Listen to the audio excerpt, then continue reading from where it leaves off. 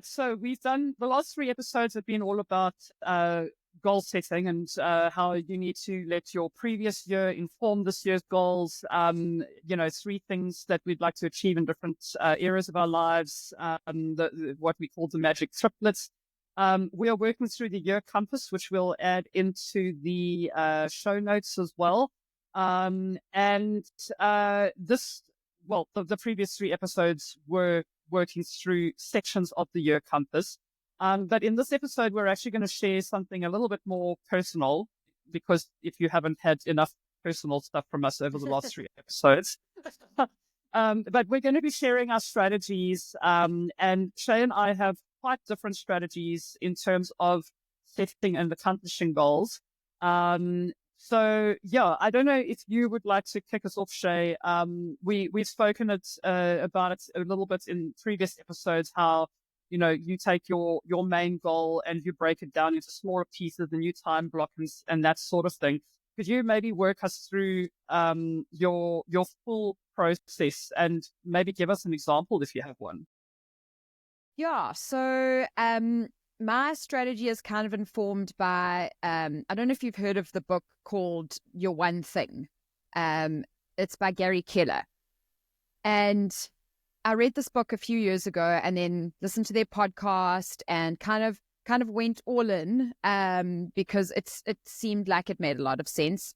So basically, but I do find it very difficult because, as we've spoken about in previous episodes, this book is called The One Thing.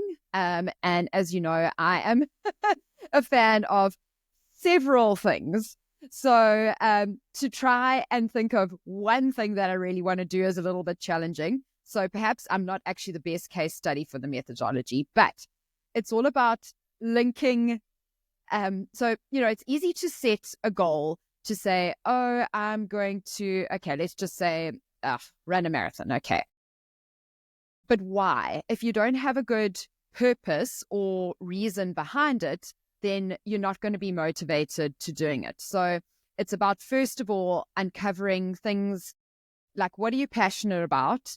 And how do your goals align with that? Because I think we've all been there where we've set a goal that it sounded like a good idea. Maybe it was a great socially accepted sort of goal for whatever reason, but it actually didn't resonate with who we really are and what we're really passionate about. So I think trying to align your goals with, firstly, something that you're passionate about. So I'll just use my writing my book as an example. So, I'm a writer. It's what I do for a living. And strangely enough, I do actually love it, even though I do it for a living.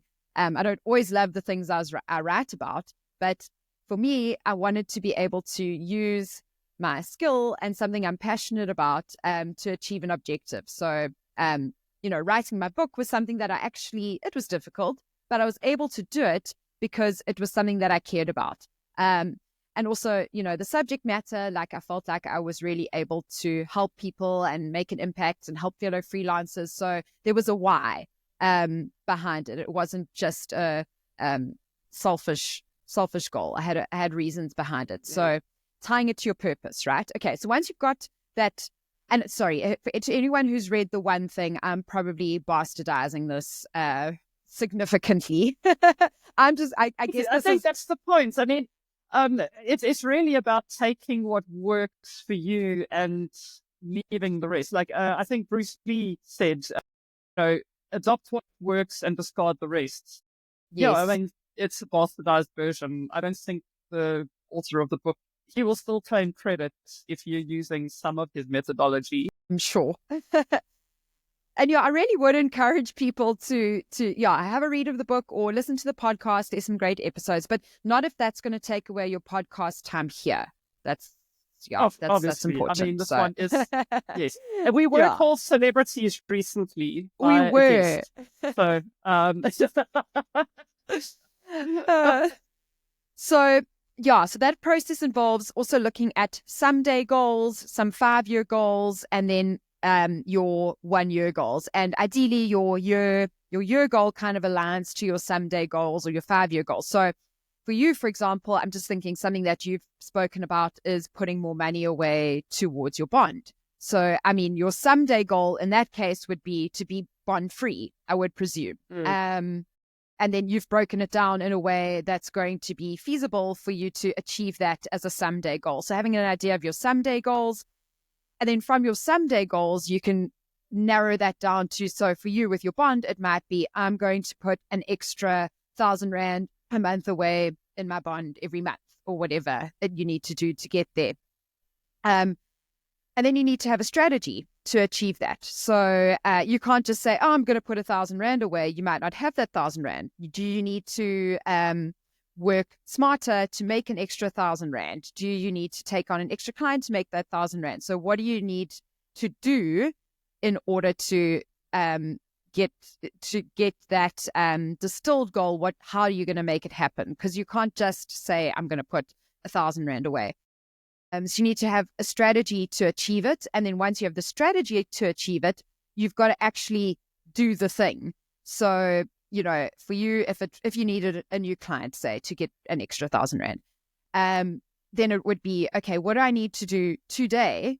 For example, do I need to reach out to an old client and see if they want to work with me? Do I need to do a bit of marketing or whatever it is? So that's how the distilled approach works. And what I like about it is that instead of I'm going to pay off my bond being this huge, massive, scary goal that seems like it's not achievable because it seems so far away, you've managed to distill it down to, well, all I need to do today is phone an ex-client.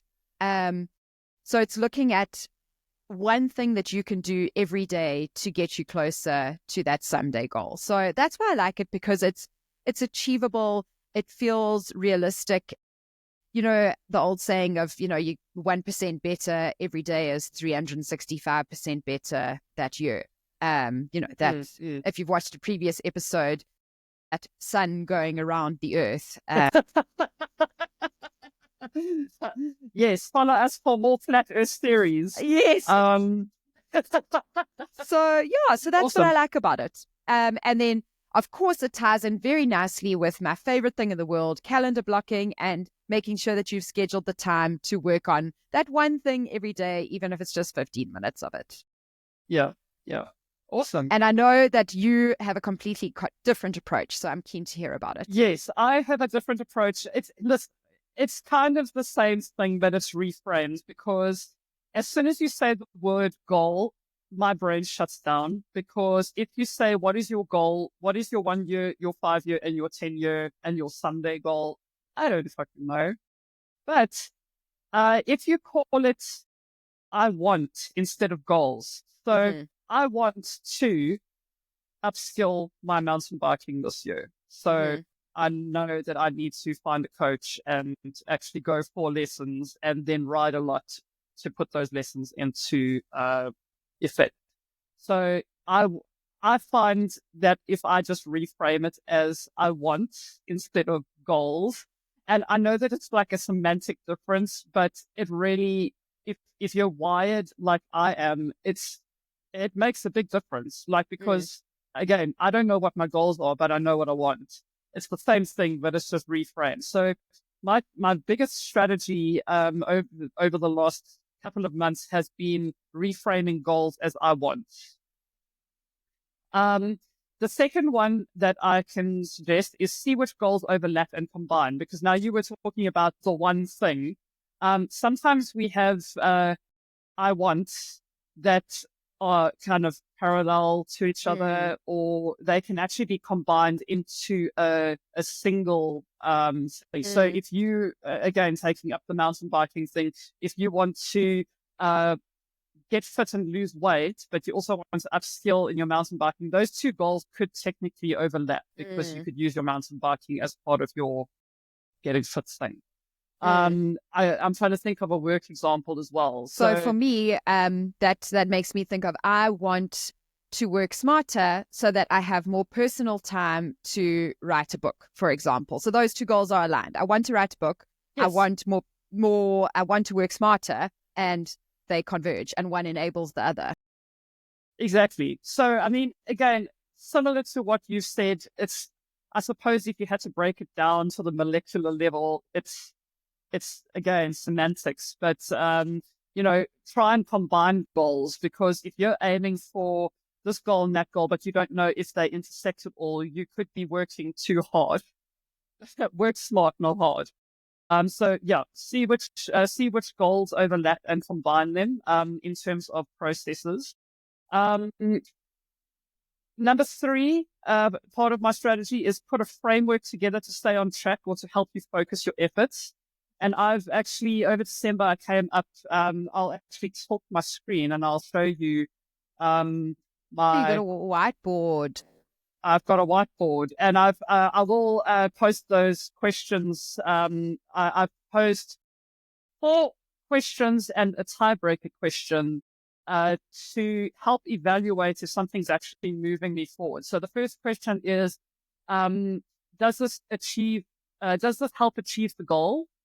Second question is this the simplest, fastest way possible? Third question is the trade-off worth it? Because let's be honest, there's always a trade-off. And the fourth question is, will this make things easier in the future? So those 4 questions, I actually run my scenario with a pros and cons list through ChatGPT, through that framework, and ChatGPT spits out an answer. I've had cases where I've had needed a tiebreaker, and my tiebreaker question is this something I actually want to do? Because again, if we're looking at goals from like a holistic perspective, we tend to set these like really cool things that sound cool, but we don't actually want them. So if you have got a tiebreaker on your hands, the best question to ask is actually, do I really want to do this? So yeah, those 4 questions, I'll pop them in the show notes. Yeah. And interestingly enough, the one thing also has a question that's actually achieving the same thing, where it's trying to identify what's the most important thing I can do, helping you prioritize to get to that goal. So the question is, what's the one thing I can do such that by doing it, everything else will become easier or unnecessary? So in the same vein, it's all about priority and focus. So my word of the year, which is another thing that I find quite airy-fairy, and like I've done it in the past. I think it was on the year compass. It's never really helped me, but this year my word of the year is efficiency, and it's all about doing more with less, earning more money by working less, achieving more with less effort. So if you boil all those things down, for me, it comes to efficiency. How efficient are you in what you're doing? Where can you shave off things that are not serving you anymore? That sort of thing. What's the overriding purpose? Like, why, what will that efficiency do for you? Exactly. I mean, we all do these things on kind of autopilot every single day. How many times have we actually stopped to say, why am I doing this? We do it because we've always done it. And that's kind of that very corporate-y, we've always done it this way. And when, that's kind of a block to growth. And you can't do the same thing. What's that? I love that saying. You can't do the same thing and expect different results. Yes, keep doing the same thing, expect different results. Doing the same thing and expecting different, something along those lines. I don't know the definition of insanity. Yeah. We'll claim that one, that garbled version. You can attribute it to us. Celebs. So I've actually got 2 separate sets of questions. My little framework is, there's the basic one that I've mentioned now, and there's a more in-depth one when you've got like loads of data points and you need to really take a lot of different things into consideration. So I'll post both of those in the show notes as well for anyone who is interested. And then the 4th thing that I'm doing is time blocking. And I know that you can see Shay like salivating. She loves time blocking so much. But I'm time blocking in a way that is trying to turn perceived weaknesses into a strength. So like I mentioned in a previous episode, I get lost online. I'm addicted to YouTube. But I've now actually calendar blocked between 4 and 5 in the afternoon. I'm allowed to go online, because what I was doing before is like I would use it as a reward. I would, you know, I'd finish a task. Okay, let me just watch this quick 5-minute video, and then like 3 hours later, you're still Just staying on later. YouTube. Uh, So now I have guilt-free YouTube time at the end of my day. And yeah, it's turning my ability to be distracted, because I have got ADHD. And I go down these really weird tunnels of these rabbit holes. So yeah, I get lost online and I lose track of time. So hopefully that has been working for the last 3 weeks. Hopefully it will work moving forward as well. So those are my kind of 4 basic strategies that I'm using to try and keep my eye on the prize. awesome. Yeah, I love that. And I love those. I can't wait to get those questions actually. And I might even do the same and stick them up somewhere visible. Yeah. We'll see how long it works, because, it's that whole broken window syndrome. Like, you notice the window that's cracked, and then eventually you don't change it. Eventually you don't see the crack anymore. Yeah. So we'll see how well this works with it being in front of my face every day. So yeah, fingers crossed. We are interested to know from you. What are your goal setting strategies? Please pop them in the comments. We'd love to know. We're always open to, changing our views as well. We reserve the right to change our approaches, if something is going to work better. So please tell us in the comments. We're very interested to know.